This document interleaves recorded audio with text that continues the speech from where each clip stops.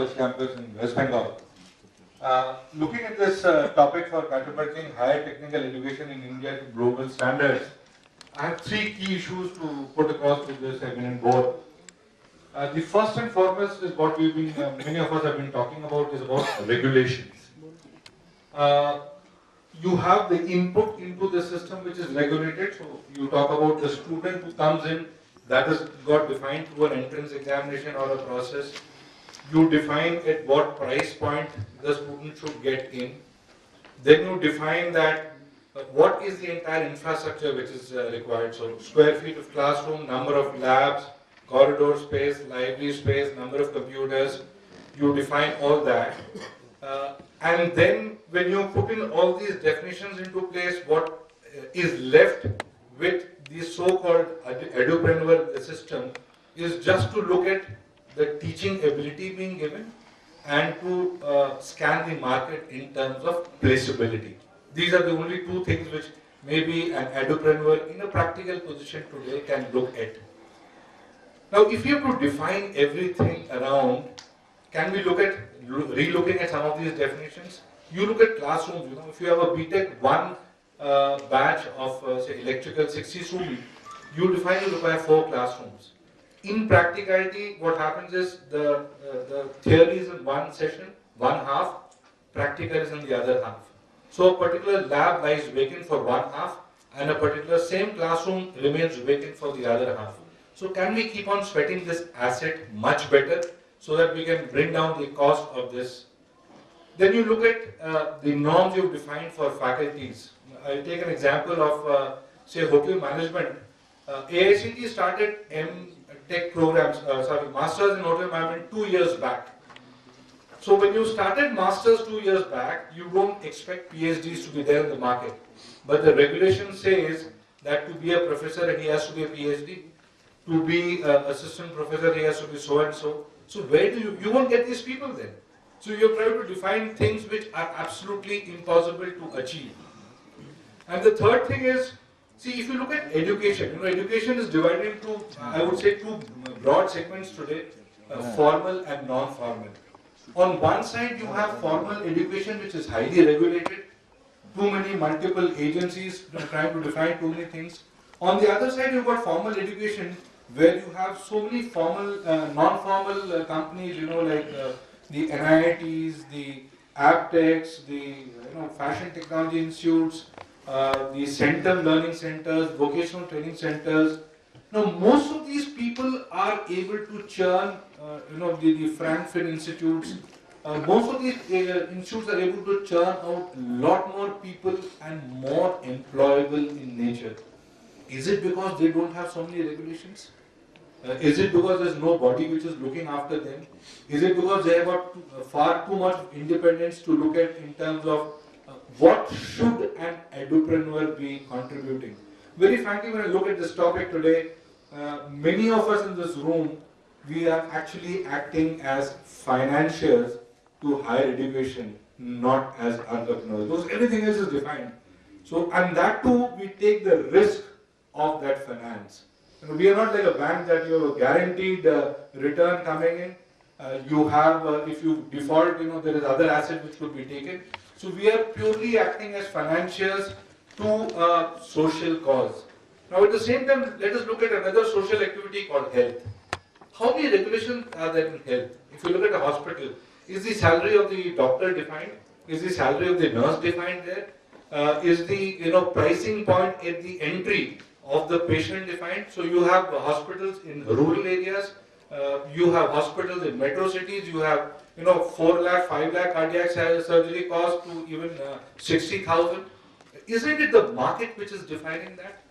So does higher technical education need to be so regulated? I think that's the most important thing to be addressed if India has to reach to global standards.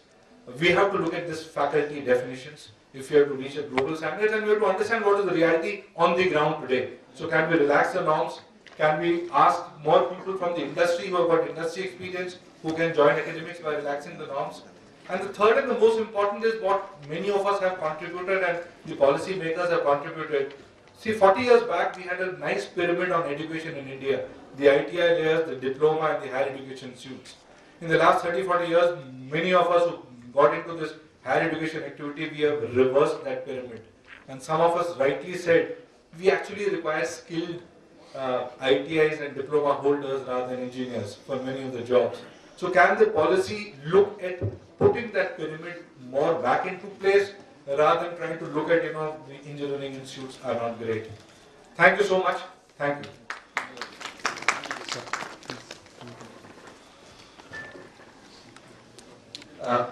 Good morning, sir. Good morning, ma'am. I represent Dr. B.C. Roy Engineering College, Durgapur. I have two fundamental questions to raise. Number one, education is supposed to be in the concurrent list of the Constitution. And number two, if there are agencies like AICTE, UGC and others, should they be regulatory or should they be mentors? And finally, when Mr. Kapil Sibal became the Minister of HRD, he advised, or rather he persuaded AICTE to take everything online. There will be no investigation if an entrepreneur wants to build up a college. Only a deficiency report in terms of the AICTE standards and the college facilities will be sent back to the college to rectify. Is that a measure to today's state that 90% of the colleges are less than adequate as per the chairman? Thank you so much. I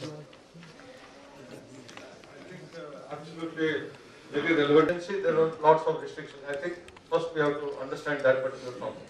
Secondly, what is more important is any educator, for that matter, whether government, private, anyone, that commitment to education is more important, honesty and integrity. That because of the circumstances, if we have less faculty, we must empower our students in the best possible manner so that their education is at the same par level as that of the best of the institutes.